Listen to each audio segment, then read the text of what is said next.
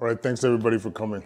I really appreciate the opportunity to speak about our journey into leadership. It was a bit of a circular journey. I was a guy that never really thought of being in a leadership position.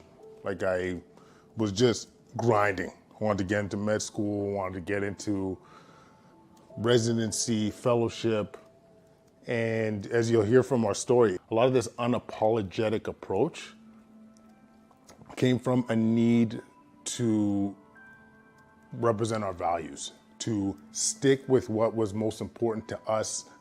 And when I say us, I mean to myself, to my family, to my team, to Canadians.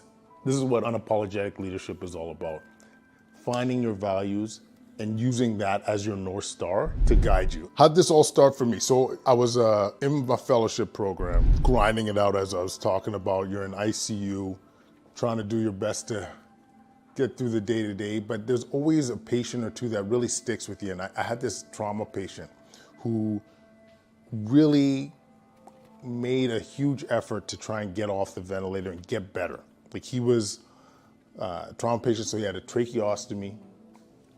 And as a result, it took a lot of effort to try and get him off the ventilator. But eventually we did get him off the ventilator, and it was heavily reliant on physiotherapy. It was heavily reliant on our whole team, allied health professionals to support him.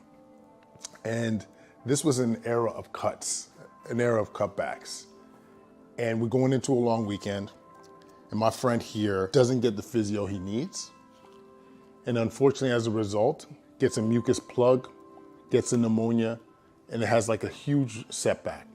I'm talking three to 4 weeks of all that work that he hustled to and motivated himself to go through now has this huge setback because of our short-sightedness. Because we decided to cut physiotherapists, one of the most valuable, if you ask me, components to our healthcare team. We cut because we want to make that budget. And in the meantime, by doing that, think about how many days in ICU resulted in this. And this is where I'm talking about so much of this short-sightedness. Let me give you another example. Call Mrs. E or Mrs. Ethel, 93 years old, coming from a long-term care facility with every comorbidity you can imagine. Got dementia, heart disease, lung disease, previous cancers, and she doesn't recognize her family. She's got severe enough dementia where we're at that stage, okay? And somehow she gets in a long-term care facility. She has a decreased level of consciousness. She's essentially dying. But because we couldn't get a hold of family, and the documentation is old, she gets transferred into the emergency room. We're putting her through intubations, procedures, all these things that in terms of her values, she would never want. Yet because of us not being able to find our way, the appropriate documentation, the appropriate conversations, we put her through a $15,000 admission, put her through all that when she never wanted it in the first place. So this is another experience for me where we were lacking leadership. We need to be more vocal. So because of this, I went ahead and did my master's in health administration, and I said to myself, what can we do at scale to bring more attention to these issues? So I started this resource optimization network, multidisciplinary team, all looking at ways to improve care and reduce spending. I won't lie, we've been successful. We were successful. And we produced papers that landed in high quality journals. And it was something that I must say we're being proud of. Like we wanted to be the change, right? We saw where there was a crisis and we wanted to be able to address it. We wanted to be able to say to ourselves, hey, what can we do? Let's not just complain about this, let's be the action. Let's create some change. But one of the things I was finding is, despite having these excellent team, we weren't creating the change that we were seeking. And so we sat down with the team and we said to ourselves, hey, what more can we do? How do we get the word out? And within a matter of days, our team sat down, they said, you know what, we should, maybe a podcast, maybe a YouTube channel, but no, let's do a podcast. And I love listening to podcasts. It's still something that I was really passionate about. So I said, let's do the podcast. Let's change the boogie, because the boogie's got to change. And wow. First of all, I want to say that we did this in a matter of a week. This is another lesson we'll talk about, but when we decided, we went at it full tilt. We didn't have everything perfect, but we decided this is what we got to do. Launch the podcast, and man, my world has changed dramatically ever since. One of my favorite episodes was with Dr. Jennifer McComb, and hearing about her personal experience, seeing her son battle through cancer and navigating from her lens, like normally being on the doctor side and hearing what it was like as a patient. Another one was with Cindy Hooper, and she's got, unfortunately, this diagnosis of pancreatic cancer, but her will and determination was something that I've never seen before. And to highlight how she can make that happen. As of March 2020, everything changed. This was a time of intense fear, intense uncertainty. And as an ICU doc, it was a lot of tough conversations in our house. I won't lie, it was scary. Are we gonna get sick? Are we gonna be passing along COVID to our families? Are we gonna be the next New York? Are we gonna be inundated and overwhelmed and not knowing what to do and not knowing how to handle the situation at hand? And we wanted to be a voice. We wanted to be a voice to kind of navigate folks through these tough times, because as we mentioned, there was a lot of uncertainty and there was a lot of unprecedented moves. We were doing lockdowns. There was a ton of fear messaging. We had many conversations in our house, my wife and I, Catherine, God bless her, talking about how impactful that fear messaging can be on everyone's well-being. And maybe there needed to be a voice that was more balanced, more illustrating some of the other side of the coin. As an example, throughout this pandemic, you won't hear many doctors say this, but I to this day have yet to take care of somebody that was completely healthy. There was always a risk factor in my personal experience of somebody that I was taking care of that had COVID. Yet you would not hear that message. You would not, whatever wave you're talking about, you wouldn't hear that message. And so we thought it was important to create that balance, really know what we're dealing with here. So in terms of the lockdowns, one of my main concerns, many concerns, was what about our kids' well-being, knowing that they were low risk? What about mental health? What about cancer screening? What about all the things that encompass life as we know it? How are we addressing these things?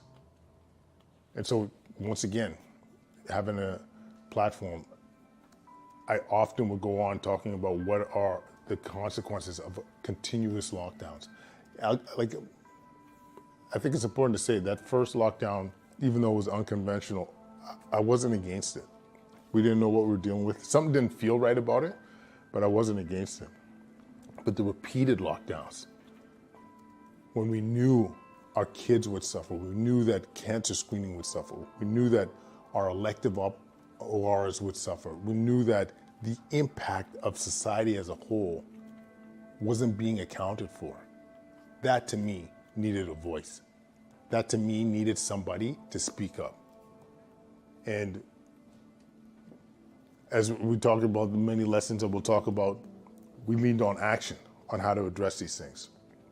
So our child and youth mental health. This is something, as a father of 3, and as a guy married to a psychologist, we had to address this. We had to do something to mitigate these risks. And so one of my favorite episodes we did was with Dr. Adrienne Matheson, as you can see here. She's a child psychologist, family friend. She was talking about what she was seeing, the mental health impacts, the depression, the anxiety. We wanted to do something about it. We knew the kids were suffering. We talked about some of the impacts of lockdowns are having on our youth too. Lack of schooling.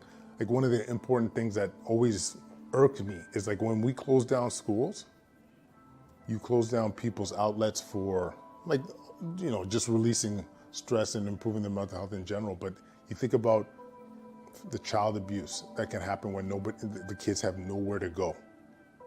You talk about lack of access for some kids. If you're a single mom and mom needs to work and there's online schooling, who's guiding the kids? It's also assuming that the kids were having Wi-Fi at home or internet access at home.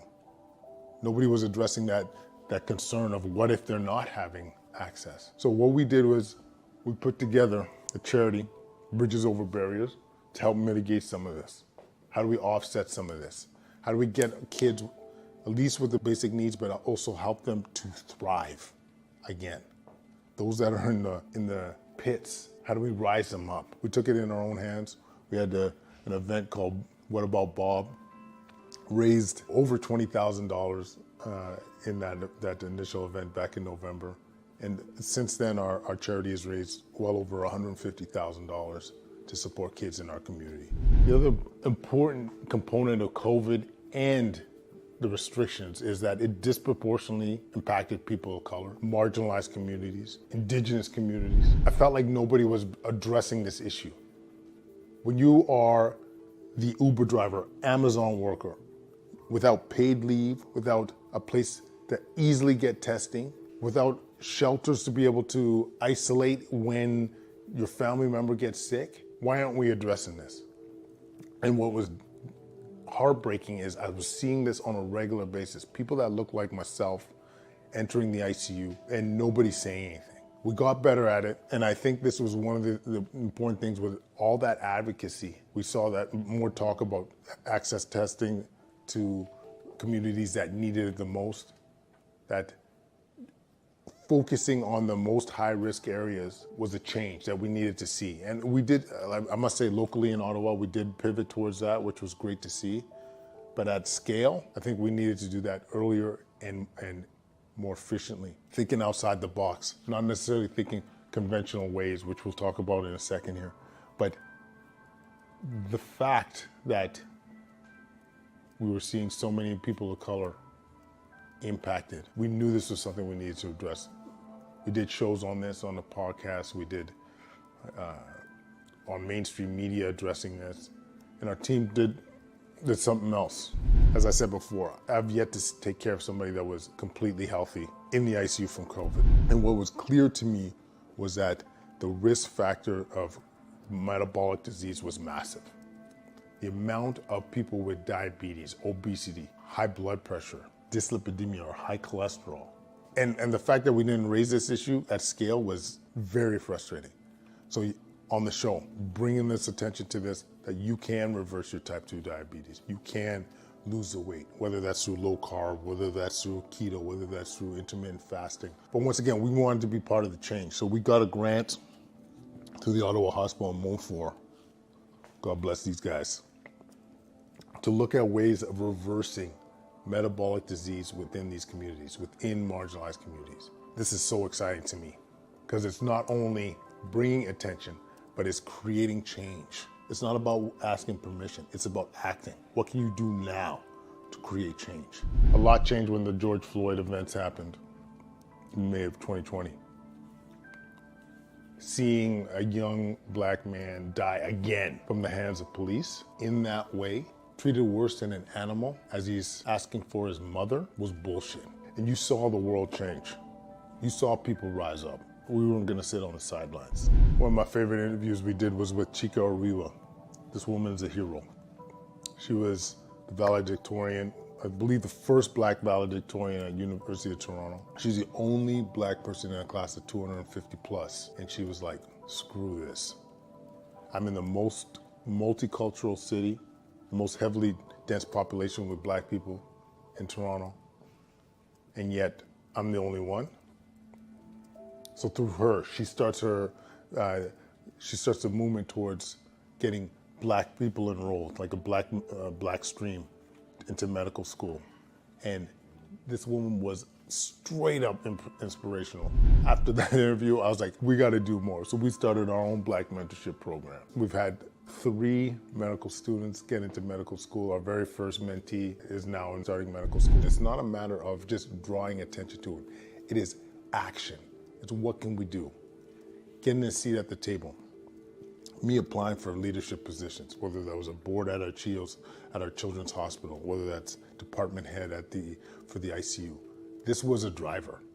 We need more people at the table to advocate, to be a voice, because without that leadership, we don't see the change that our people need. And this is what's part of being an unapologetic leader, is doing what you need to do to get a seat at the table. Some of the funner things that we've done is when we saw morale was low. People were scared during the pandemic, as we talked about, not knowing when are we going to get out of this, seeing people die alone. The work schedules were insane. And we wanted to do something about it. So we raised over $30,000 in an initiative called Feeding the Frontline Staff. As I mentioned, we were seeing a lot of burnout during the pandemic. It was April 2021. We're in the heights of a third wave. I'm in the building because we're that busy that we're now having to sleep in hospital. And one of the most stable or the most stoic respiratory therapists, we're discussing a case whether we need to intubate somebody or not. And the reason why it was, at that time, when you committed somebody to being on a ventilator, you know they're going to be on it for at least 3 weeks. And when discussing this with the respiratory therapists, they completely started to break down. And I was like, whoa, what's going on? And they were like, Cordial, I'm done. Like, this is my 5th night in a row. I'm seeing all these people suffer. This is too much.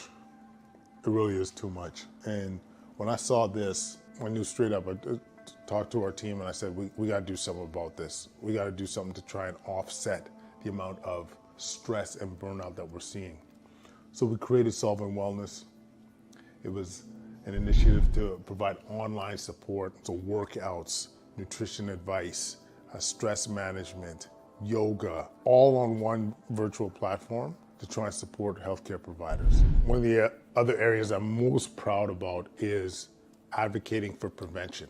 It was a big aha moment for me during the pandemic when we were seeing people dying of COVID linked to metabolic disease, seeing that they have a $50,000 admission into ICU. And the aha moment was, what if we promoted healthy living? Talked about how people get healthier. How do you eat better? How do you move? How do you reduce your stress? How do you create a sense of community and prevent them from landing in ICU in the first place? That to me was a big aha moment. So started covering content on nutrition, fitness, community building, how to reduce stress, how to improve sleep. And it was so fulfilling because you would hear we'd get so much feedback from people saying, oh, Cordial, it was great. That episode on intermittent fasting helped my loved one reverse their diabetes, their author diabetic medication. I was like, do you realize the trajectory that has changed for that patient, for that loved one? Reduce risk of infections, complications of diabetes, heart disease, strokes, reduce your risk of cancer. All these things have improved by focusing on prevention, thinking about how you eat. Like, that to me was so fulfilling and something that I'm hoping we could do at scale. Talk about how getting healthy is sexy, not because of this, but because of function, longevity, playing with your grandkids. This is one of our new initiatives we did, 28-Day Reboot, an online course where we talk about how you eat, how you get fit, how you reduce your stress, how you create a sense of community, how do you get those healthy habits going. I saw how fears impacted decision-making throughout the pandemic. I saw how we let our kids falter. I saw how we let our marginalized communities diminish and do nothing about it because we weren't leading from our values. We were leading from fear, and people suffer as a result. And I'll tell you, as an ICU doc, if I'm making decisions from a place of fear, the patient won't do as well. Straight up. If I'm always thinking about the worst case scenario and not optimizing from what the situation is in front of me, people will suffer and potentially die. So I can't emphasize this point enough. Determine whether that's your organization, whether it's individual, whether it's your families, know where your values are. And that is your guiding star. That is your North Star. Be willing to fail fast. Take shots, be diligent, do what you need to do, but approach this with the idea that we are going to succeed. and good things will happen. But don't wait for permission. Don't wait for permission to act. You got so many people that will be naysayers. You got so many people that want to see you fail. Do first, ask for forgiveness later. You've heard this many times, but it is absolutely essential. If I look back even at whether it was the podcast, our charities, our fundraising for Feed the Frontline Staff, if I waited for permission, I could guarantee none of that would have happened. This relates to failing fast, but you need to stay agile, especially in 2023. This is an ever-changing world with AI and new information coming at you. The approaches to so many sectors will be changing, and you don't want to be that dinosaur. You have to take pride in being flexible, being willing to change. I'll give you an example. During the pandemic even, so many treatments, so many approaches changed during the pandemic, and the fact that we did change when the data came out saved lives. Like when we started to, initially we were intubating patients very early in their course of COVID, and we saw how detrimental this was being, and we pivoted. When we saw that patients were getting tons of blood clots, we started to prophylactically started to give them blood thinners to prevent these clots from happening. That saved lives. We started to implement steroids when they came in with significant COVID. That saved lives. Often in medicine, it takes years for knowledge to translate. Because of that, lives were saved. Promote thinking outside the box. Promote creative courage. What do I mean by that? A lot of people within your organizations are going to have some great ideas. But do they feel it's safe to bring them up? Do they feel that they could go up to their bosses and say, I think I have a solution here? And this is what organizations need to do. You have to be able to give them that permission, give them that leash to say, if you want to be courageous, you want to be creative, this is the opportunity. And in healthcare right now, this is the time, by the way. This is not the time where we need to be approaching the same problems with the same solutions. Oh, we'll just put money here, we'll cut there. We've been hearing about the same issues for an eternity, it feels like. Long emerged wait times, lack of primary care, long wait times for elective surgeries. This is a time for creative courage. And how do you do that? How do you promote outside the box thinking? This is one of my favorite episodes we did. This guy's a genius, straight up gangster, Roger Martin. Integrative thinking. So if you are hosting a medical conference and you really like the medical conference in San Diego, but you also really like the one in Toronto, instead of modeling the San Diego one or modeling the Toronto one, ask yourselves, what made each one spectacular? Take the best traits from the San Diego conference and the best traits from the Toronto conference and try and mold them into something more individualistic. In other words, instead of having A versus B, you're having C versus D versus E versus F. So many more options. This is the approach. Integrative thinking. Taking pieces of what worked in other sectors, in other areas, and try and mold them into your own. And I highly encourage you to listen to anything related to Roger Martin. This guy's a genius. If you want to be an unapologetic leader, you need to embrace diversity. I'll give you an example. I was sitting on a meeting during the heights of the pandemic, and they wanted, in this meeting, they wanted to mandate vaccines for kids to go back to school. And I knew in many Black communities, there was still a lot of hesitancy. And I also know, because of socioeconomic factors, a lot of the kids are already behind or even lost to the system. And I was not okay with them putting in another barrier for our kids to be seen, for our kids to get schooling. So in that moment, being in a leadership position had impact. I've been in situations in the hospital where you see that sickle cell patient. A lot of Black women are stoic. Sickle cell patient that asking for pain meds, and nobody wants to give them the pain medication. And I've been in that situation where I'm like, you need to give her something for pain now. Having diversity matters. You have that increased perspective. You have that increased lens, and that is powerful. It's a superpower to be diverse, to have all that extra perspective. Less blind spots.